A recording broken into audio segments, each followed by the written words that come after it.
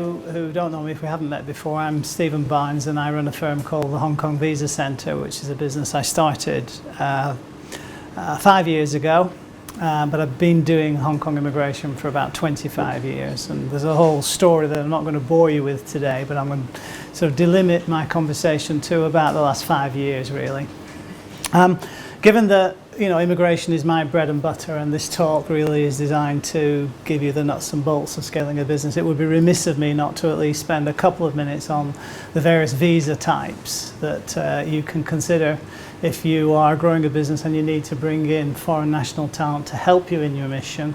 So I'll start off with the visas to consider, and then I'll sort of rewind it a little bit to what has been going on over the last 5 years. And then I'll also share with you the story of really how we're growing our business and sort of what's really happened in the last 5 years and the kind of things that we've experienced. So I think the first point that I would make to any business that has sort of discovered that you can't find the talent in Hong Kong to deliver on what you're really all about, and you're thinking about bringing in foreign nationals to help you, whatever you do, don't be tempted to hire visitors. If you are in Hong Kong as a visitor, you cannot take up employment or you cannot discharge a service. And it doesn't matter how you have fancy contracts in another country and you come to Hong Kong and you deliver services in Hong Kong under that contract. And it doesn't matter, where the compensation is settled. It makes no difference whatsoever.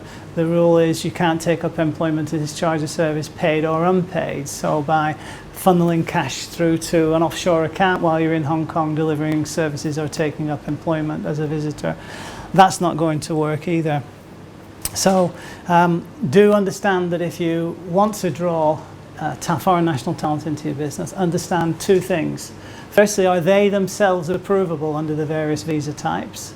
And secondly, does your enterprise itself have the requisite position or standing with the immigration department to be deemed a suitable and credible sponsor of employment visa permissions for foreign nationals? Most young businesses tend to struggle in establishing their bona fides as suitable and credible sponsors, because if you have a new business, that new business must independently from the challenges associated with the individual, that new business must demonstrate to the immigration department's satisfaction that it can make a substantial contribution to the economy of Hong Kong because it's not a well-established company. And that means that if you don't have the requisite level of funding, if you don't have clear sight over revenues, if you're not certain really how the story should be promulgated to the immigration department, understand the relative weaknesses in your newly established company, you may struggle to get the visa approved, not because the candidate themselves are not qualified, but because the company who's seeking to sponsor it isn't deemed a suitable and credible sponsor. So in any way, as I say, don't be tempted to hire visitors because the visa problem seems to be too hard. There are significant penalties for hiring visitors, and more often than not, it's not a problem in terms of anything that you're doing day to day in masking how you're hiring these visitors. Normally what happens is that somebody that doesn't like you finds out about this, and an anonymous report is made to the immigration department, and before you know it, you've got the Labour Department, you've got the immigration department on your doorstep, checking everybody's ID cards, asking awkward questions, and now you've got a real problem on your hands. So don't be tempted to hire visitors.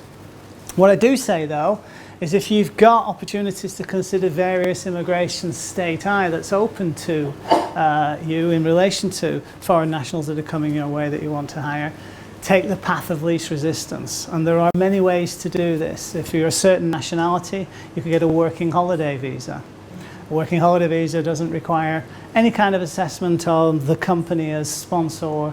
It just boils down to whether you're a particular nationality, whether you've got about 25,000 Hong Kong dollars in your bank account, whether you've got a fully paid medical insurance policy, and whether there's still quota available at the immigration department to apply to those particular nationalities. And it's a rolling quota. So in all the years that I've been doing this and the working holiday visa program has been on the books, I don't recall a single instance of any individual not being able to get a working holiday visa because of the rolling nature of the quota. Another interesting visa type that you might be able to draw down on is the training visa. The training visa is a visa that's designed for foreign nationals to take up a training program in Hong Kong for a period of usually 6 months, a maximum of 12 months sometimes, if you've got a good training program and a good justification for that. The training visa is not an alternate to an employment visa, but if there's something going on in your business that allows the imparting of skills to a foreign national who's making a contribution to your business for that 6 to 12 months, and they're going to take those skills and then scoot them offshore subsequently, then that could be an interesting and practical way for you to get somebody lawfully employable whilst they're working in your nascent business. So the training visa is your useful status. A great immigration status, if you've got an employee before you who you'd like to hire, is a dependent visa. And if they are married to somebody in Hong Kong who's got the ability to sponsor them through marriage for a dependent visa, anyone who has a dependent visa is lawfully employable as is. So there's no immigration issues arising out of hiring a dependent visa holder. If you decide that you're starting your own business here and you are the key founder and you own more than 50% of the shares in the business, then you can apply for a business investment visa as an entrepreneur, which is a long application to follow. It takes about 6 months to complete with the Immigration Department.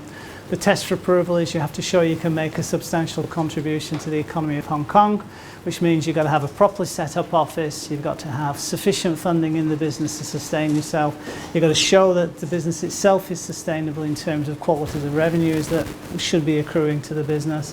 And moreover, you need to demonstrate that there's a clear pathway to the creation of local employment opportunities. So if you take a story to the Immigration Department and say, well, I'm a one-man business now and I'm going to be a one-man business 3 years from now, then you might be able to satisfy the 2 other legs of the approvability criteria. But if there's no possibility of local jobs, then the Immigration Department are going to refuse you. So you have to explain to the Immigration Department how your business is going to scale and how you're going to be creating opportunities for locals.